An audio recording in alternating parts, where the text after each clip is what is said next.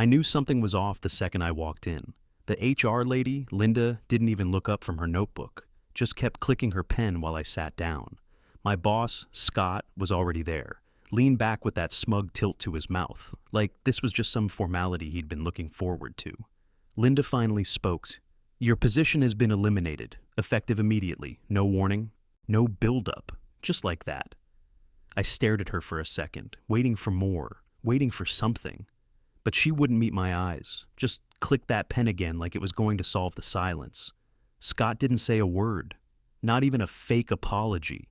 He just sat there in his wrinkled dress shirt and crooked tie like he'd just scratched a name off a list. 7 years. I'd given them almost 7 years.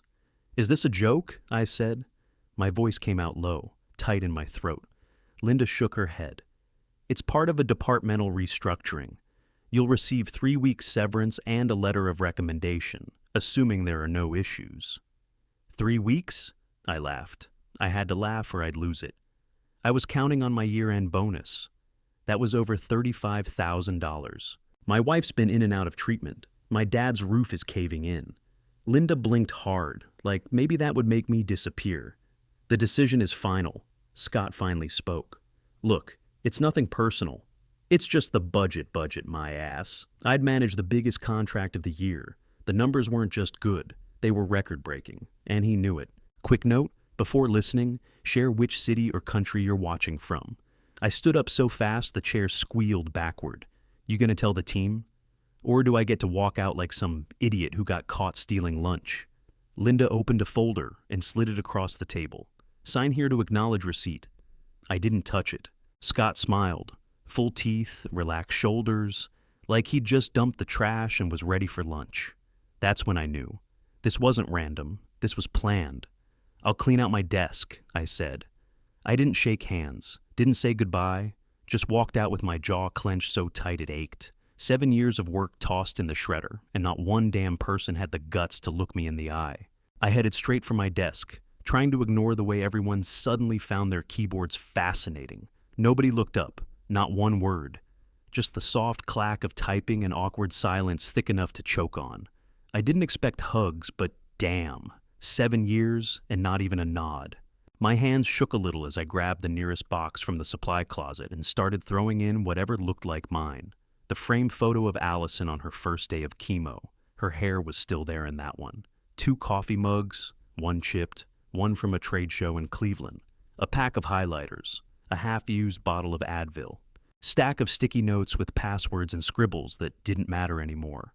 I yanked open drawers and dumped files into the box without checking. Manuals, reports, some old birthday cards. Scott's door was wide open. He stood inside with a cup of coffee, chatting up a junior analyst like I wasn't 5 feet away packing up my entire life. I kept my back to him. If I looked over, I might do something I'd regret. The elevator dinged louder than usual. I stepped in with my box like I was carrying a coffin. One guy from accounting tried to say something. I think it was "take care," but he swallowed it halfway and went back to his screen. The ride down felt like a slow-motion funeral, 10 floors of steel and silence. At home, I dropped the box on the kitchen table like it weighed 100 pounds, popped open a beer, then another, shoved cold sesame chicken in my mouth straight from the container. I sat in the dark, greasy chopsticks in one hand, bottle in the other, feeling like I'd been gutted. That's when I remembered the drawer, the bottom left one. I kept old documents in there. I'd stashed my original employment contract in a big white envelope the day I signed it, figuring I'd never need it again. I dropped my takeout, ran over to the box, and dug until I found it. Flipped past all the welcome packet crap, the company handbook, the laminated safety sheet. And there it was. Thick, folded in thirds, my signature still fresh-looking in black ink. I opened it on the kitchen counter, smoothing it flat with both hands. Pages of legal fluff. But on page 6, halfway down, in that small print paragraph I'd argued over for weeks, it was there. In the event of termination without cause, the employee shall be entitled to 10%, of Northline Industrial Services' net quarterly profit in lieu of severance or standard performance bonuses. My heart didn't race. It stopped. I reread it 5 times. Made sure the clause was tied to termination without cause. No performance issues, no disciplinary action, just eliminated. And they were offering me 3 weeks severance and a damn handshake? I laughed. It wasn't a happy sound, more like something cracked loose in my chest and spilled out. I flipped back to the cover page, took a picture of the clause, and texted it to myself as backup. Then I grabbed the contract, my keys, and the last cold beer from the fridge. I had one stop to make, downtown.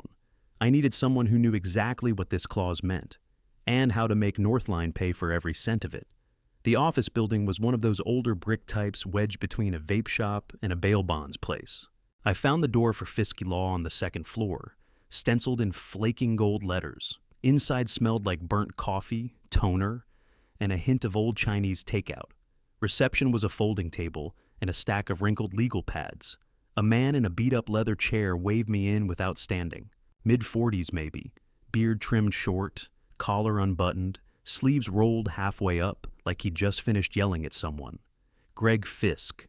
"Let me guess," he said, holding out a hand. Northline finally ate its own. I handed him the contract. He leaned back and started flipping through it, humming like a guy reading a dirty magazine in church. Page 6 stopped him cold. He gave a low whistle and looked up at me like I'd just pulled a gold brick out of my jacket. "Well, damn," he muttered. "You actually got them to put this in writing?" "Negotiated it 6 years ago. Figured I'd never need it." He tapped the clause with the back of his pen. "This is clean. It's ironclad. They're screwed, unless they can prove they had cause." I sat forward. They said my position was eliminated. Then they'll reverse course. Watch. Suddenly you were difficult. Or they'll say you weren't a team player. Whatever covers their ass, I clench my jaw. They've got nothing. They'll invent something, he said. Trust me. I've seen this game before. You're not the first guy they've tried to shortchange before a fat quarter closes. He stood up and walked to a whiteboard full of client names and arrows. Here's what you need to do. Start building your file. Every client you helped. Every award. Every email that says great work or thanks for saving us. Anything that proves you were valuable and clean. Why? Because it's not about what you did, he said, turning. It's about what you can prove you didn't do. If they say you were incompetent and you've got 12 emails from VPs saying you crushed it, that's leverage. I pulled out my phone. I've still got most of that. My personal emails synced with a lot of my work stuff. Good. Screenshot everything. Save the files. We'll package it and let them lie under oath if they want. But first, we spook them. I raised an eyebrow. How? He smirked. They think you're walking away with peanuts. We're gonna hit them with a formal demand letter and let them scramble. They'll either settle or start fabricating. And if they fabricate, Greg looked at me like a guy who just sharpened a knife. Then we gut 'em. You're not just owed money. You're the crack in their dam. I let out a breath I didn't know I was holding. Feels like they pulled this on more than just me. They did, he said flatly. Seen this playbook before. Fire the high earners before the quarter closes so execs hit their bonus targets. Cowards hide it behind restructuring and made-up infractions. You ever lose one of these? He shook his head. Not when the contract's this good. I stood up and shook his hand. His grip was hard, warm, like he was already halfway into the fight. You charge by the hour or the throat punch? Contingency, he said. If we win, I take 20%. If we lose, I take nothing. I nodded. Guess I'll see you in the trenches. Start digging, he said, already reaching for a fresh legal pad. And don't talk to anyone from Northline unless I tell you to. I walked out of that office and into the hallway with my phone buzzing in my pocket and my brain running at full tilt. Not drunk on revenge, not yet. But I wasn't walking away this time. I was going to war. I didn't go home after Fisk's office. Texted Marcus instead. Me? That old diner still open? Marcus? Only if you're buying. We met at Louie's on Jefferson, the same greasy spoon we hit most Fridays when we needed to bitch about upper management. Same cracked linoleum, same stale smell of fry oil, same waitress with the neck tattoo and dead eyes. He slid into the booth across from me and didn't even say hello, just shook his head. Man, I couldn't believe it when I heard. I kept my tone flat. HR said I left voluntarily. His mouth dropped. What? Straight from Linda's folder. 3 weeks severance, positive reference, and don't let the door hit me. Marcus leaned in. They told everyone you got a better offer. Said you were moving on to new opportunities. Scott already took your office. Moved in? Friday? Of course he did. Marcus looked pissed, more than I expected. You're not the only one. 2 PMS got canned last week. Jenna from HR's gone. Gerald from compliance. Toast? I blinked. Gerald? He's been there 12 years, Marcus nodded. Started asking too many questions. Revenue reports weren't adding up. Word is he flagged something up top and disappeared 2 days later. I stared at him. Jesus. And that's not even the biggest thing, Marcus added. He lowered his voice. Remember that client we closed 2 weeks ago? Big one? Yeah. They inked the deal. Signed, done. But it was never announced, not even internally. What? Marcus nodded again, slower this time. Deal was worth 8 figures. They're hiding it until next quarter. Gonna spike Q3 numbers like a rocket. But they fired everyone tied to the deal before the ink dried. I sat back, my jaw clenched. My team had landed that client. We worked weekends, pulled double shifts to get them across the line. They're inflating the exec bonus pool, I said. No shit, Marcus muttered. They always do some shady accounting before earnings calls. But this is next level. You got access to anything? I asked. Emails, meeting notes, internal memos, some. He scratched his jaw. But I'm not sending anything from my work address. Don't. Set up a burner Gmail. Send only what you can without triggering flags. Blind forward, screenshots. Doesn't matter.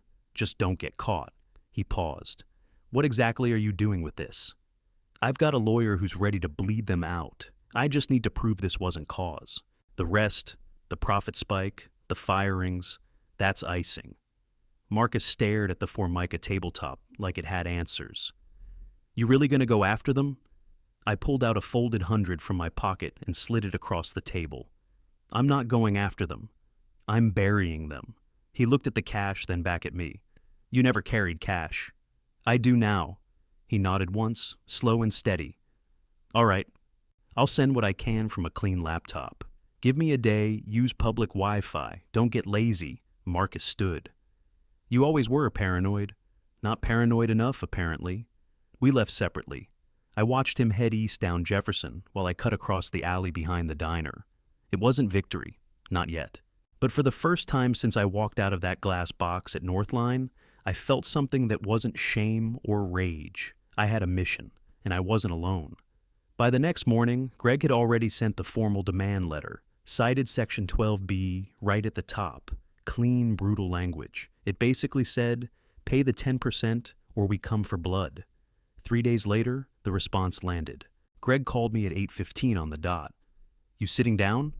I was. My ass hadn't left the couch in 2 hours.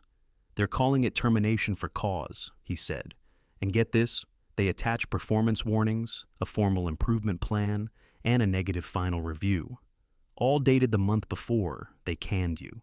My stomach turned. What the hell are you talking about? 3 PDFs. One says you were chronically late. Another says you were hostile toward leadership. Last one's a review from Scott, all glowing until the final paragraph, where he suddenly calls your performance inconsistent and unmanageable. I stood up, pacing fast. I never saw a single one of those. Never signed off on anything. That's the problem. You didn't. They're all signed by Scott. Yours are blank. Of course they are, I said. Because they don't exist. Greg's voice tightened. I don't need belief. I need proof I was already typing. Shot off a text to Marcus. Me. Need originals, not PDFs, Word documents. With file data intact. Marcus. Might take time. IT locks most stuff down. Me. Just get them. Greg says we're close. Greg was still on the line. Here's what we're looking for. If those Word files were created after your termination date, it's game over for them. I'll get it, I said. You sure Marcus won't fold? I walked over to the fridge, grabbed a bottle of water I didn't want, and twisted the cap until my knuckles cracked. He's in. He's more pissed off than I am. That's hard to imagine. I didn't respond, just stared at the wall above the sink, the light catching on the edge of Allison's dry erase calendar, Half the dates were still filled in with her chemo appointments. They thought they could forge a paper trail and call it justice. Thought I'd just roll over. Greg spoke again. If these are fakes, we don't ask. We show. We blow it wide open in front of their lawyers with timestamps on the screen. Let them try to talk around it. Anything else I should be watching for? I asked. Metadata, file creation dates, last edit timestamps, authorship tags, anything that shows these weren't made when they claim. You get that? We've got them by the throat. I hung up and sat back down, staring at my phone. Waiting on Marcus felt like chewing glass. He finally replied at midnight. Marcus, I think I've got what you need. But I had to take screenshots on my phone. Couldn't risk downloading the files directly. I'll send them in batches. If it looks good, I'll pull the Word docs tomorrow night. Me. Send. 5 minutes later, a flood of images hit my inbox. Screenshots of file properties. Every single document showed the same thing. Created the day after I was fired. Author, S. Halpern. Modified same day. I could practically hear Greg laughing in my head. I texted Marcus back. Me. These are perfect. Get the original files. Email them from your burner when you can. Be safe, Marcus. Copy that. You still paying cash? Me. Always. I sat in the dark with my phone glowing in my hand and my chest thudding like a drum. They thought this was just another severance case, something they could fake their way out of with a few half-assed documents and Scott's greasy signature. They forgot one thing. I read every contract I signed, and now I had them. I forwarded everything to Greg and grabbed my keys. I wasn't sleeping tonight. I had a flash drive to buy and a plan to finish. The files hit my inbox at 12:07 a.m. sharp. Subject line, get ready to smile. Marcus sent 4 Word documents, raw and untouched. I yanked them open on my laptop with shaking hands, pulled up the file info on each one. Creation date, morning after I got fired. Author, S. Halpern. I laughed so hard I nearly knocked over the lamp. It wasn't a chuckle. It was the kind of laugh that comes when fury and relief hit you at the same time. Like your brain short circuits trying to choose which one to feel first. They forged everything after the fact. Every warning, every performance note. All created when I no longer had a desk. They didn't even try to hide it. No backdating, no metadata scrubbing. Just pure, arrogant sloppiness. Then I opened the spreadsheet.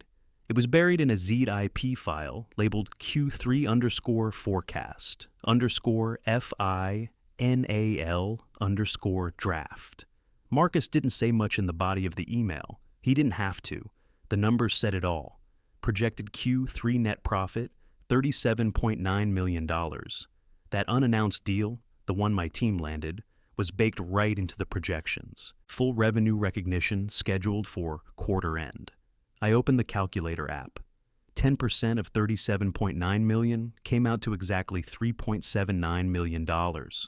My fingers hovered over the keyboard. I didn't even know what to type. I called Greg instead. He picked up on the second ring, sounding like he was already in a suit. Tell me it's good news. Better than good, I said. It's over. Creation dates? All the morning after. Every one of them. You get the spreadsheet too? Yup. Forecast says Q3 profits $37.9 million. Deal's in there. Greg let out a slow whistle. Holy hell. Okay, that's game. I walked to the fridge, cracked open a bottle of ginger ale, and leaned against the counter like I'd just run 10 miles. So, what's next? Nothing yet, he said. We sit tight. Seriously? Let them breathe easy. They think they scared you off, that your bluff didn't work. I took a swig. So we wait, then what? Then we flip the table. He hung up before I could respond. The next morning, I printed every file, color copies, timestamps circled in red marker like I was prepping an evidence board, slid them all into a manila folder, wrote SLAM across the front, and stuck it in the back of my filing cabinet next to the contract. I forwarded Marcus another $200 through an anonymous payment app and sent him a message. You just bought me a smoking gun. Drinks on me when this is over. He replied with a thumbs up and nothing else. The next few days were quiet. Northline didn't reach out. No response to the demand letter. No follow-up from HR. Scott didn't text. Linda didn't email. I imagined them sitting in a corner office, sipping stale coffee, thinking they had dodged a bullet. They had no idea the safety was off, and the barrel was already in their mouth. I wasn't just coming for a payout anymore. I was coming to show them what it felt like to get buried under paperwork they never saw coming. 2 days after Greg told me to sit tight, I got the email. Subject line, heard you're digging. Sender, f.kinsey, 87@protonmail.com. I opened it in a private browser. The message was one line. I've got proof. Let's talk. Lou's Truck Stop, Diner, Route 18. Tonight, 8 p.m. Don't bring anyone. Frank Kinsey, numbers guy from finance. Quiet, polite, smart as hell. He'd vanished right after I got the boot. I showed up early, sat at a back booth facing the door. The place reeked of burnt coffee and overfried bacon. Waitress offered me a refill 3 times before I even ordered food. Frank walked in 5 minutes late, looking like hell. Hair a mess, hoodie too big, sunken eyes behind cracked glasses. He saw me, nodded once, and slid into the booth without a word. Rough couple months? I asked. Try rough couple hours. He pulled a flash drive from his pocket, set it on the table like it might explode. I kept this off network, home laptop, printed hard copies and destroyed them, just in case. What is it? Original Q3 projections, he said. The real ones, before they were changed. Plus 6 emails from the CFO, direct orders to pull forward expected revenue from Q4 and hide the unannounced deal until board approval. I froze. They covered it? They buried it, he said. I flagged it in the accounting system. CFO personally deleted the entry and told me to stick to the forecast script. I pushed back. Got canned 48 hours later, I picked up the flash drive.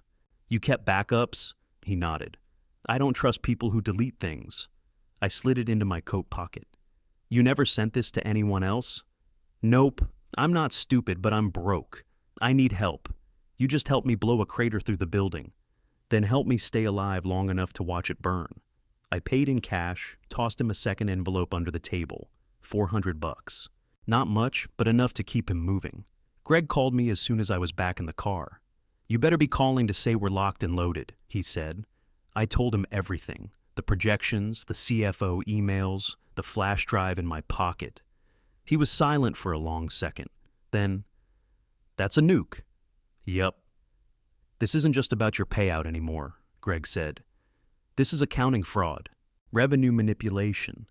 If the SEC sees this, they'll torch the place. I looked down at the drive in my hand. Good. He sighed like he was trying to contain a grin. All right, we go big. Set the meeting. You, me, Scott, the CEO, and their lawyers. One table, one shot. What do we call it? I asked. Greg didn't miss a beat. The negotiation. I shook my head. Nah, that's too polite. He chuckled. You got something better? Yeah, I said, gripping the steering wheel. We call it the slaughterhouse. We walked into the North Line boardroom at 9:01 a.m. Glass walls, polished concrete floor, 4 men already seated at the long table. CEO, legal counsel, Scott, and some junior exec I didn't recognize. Nameplates, water bottles, notepads. Like they were expecting a quarterly update, not a live execution. Scott wouldn't look at me, just kept fiddling with his cufflinks like a middle schooler caught cheating. His tie was perfect this time, but his face looked flushed, like he'd aged 10 years in a week. Greg didn't sit. He walked straight to the big screen mounted on the wall, hooked up his laptop, and clicked once. The first slide came up. Termination files, document metadata, creation dates, author names, timestamps, all 4 forged performance documents side by side, with red boxes around the line that mattered. Created. October 3rd, 7:42 a.m. 1 day after my termination. Greg spoke calmly. These are the documents your HR department submitted as justification for cause. As you can see, none of them existed before Mr. Halpern's termination. The company lawyer leaned forward. I'm sure there's an explanation. There is, Greg cut in. Fraud. Click. Next slide. Frank's signed affidavit. Greg didn't read it. He let it sit there, center screen, while the silence did the damage.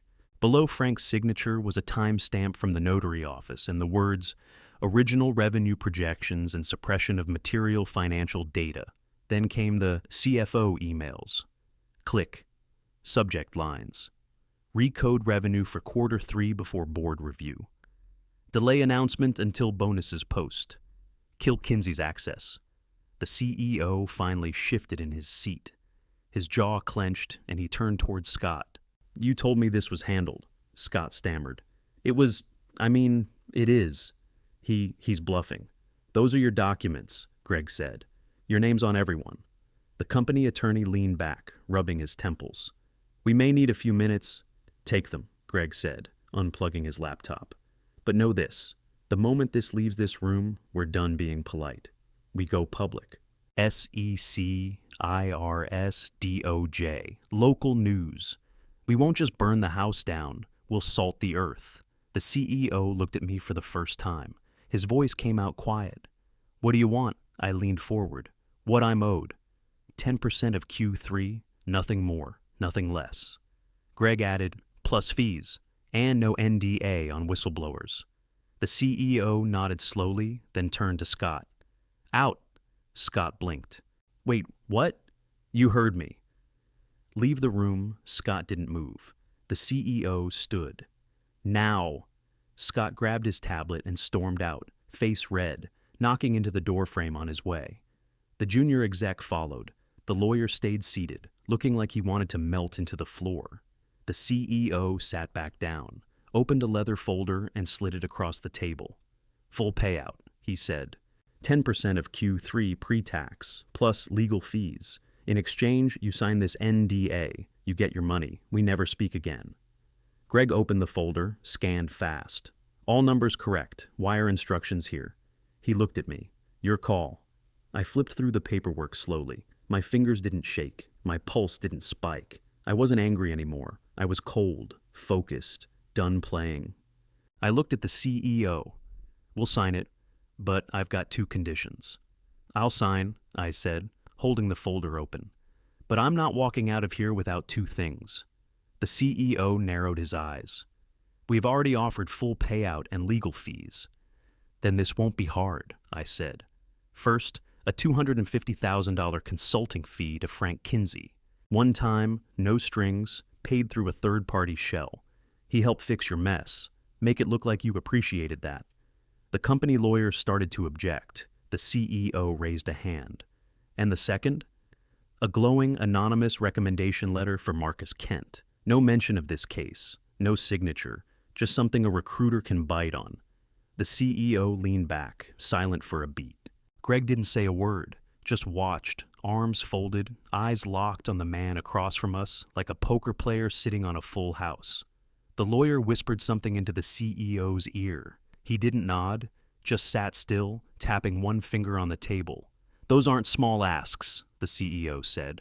I stared back. "Neither was what you tried to pull." He looked down at the folder, then at Greg, then back at me. "Fine." Greg slid a clean pen across the table. Initial next to the addendums, full signature on the last page I signed, no hesitation, no second thoughts.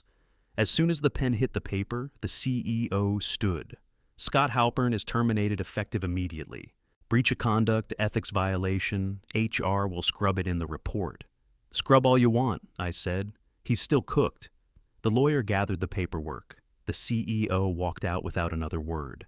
Greg turned to me as the doors shut behind them. "You want to do the honors?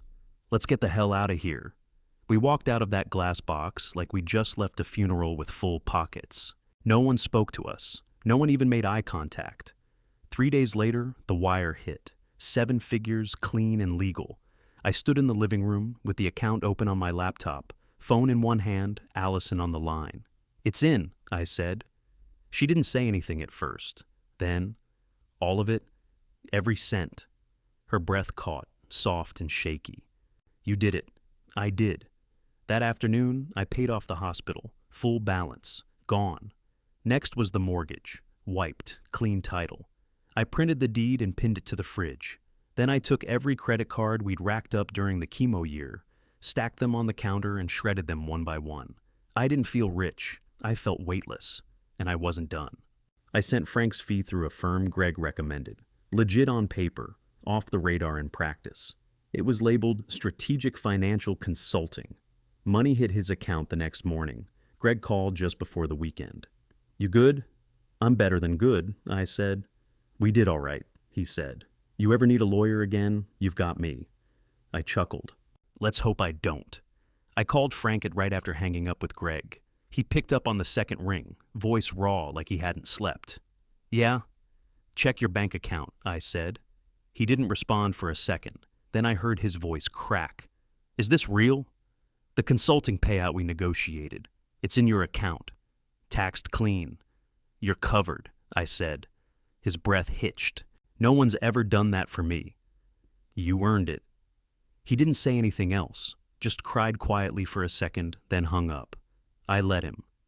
Marcus got his letter the next day, sent me a photo of it with a coffee stain already on the corner. He looked 10 years lighter when we met at Louis' again the following week.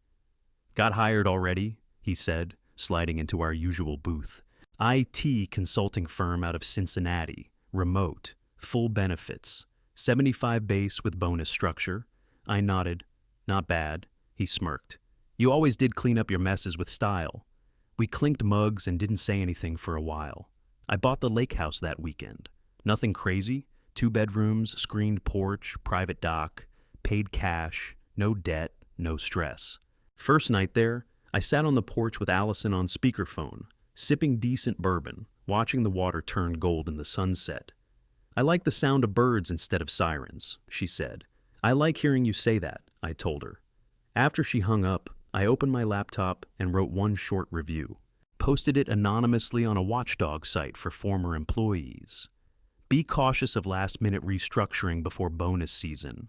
This company rewards loyalty with pink slips." That was it.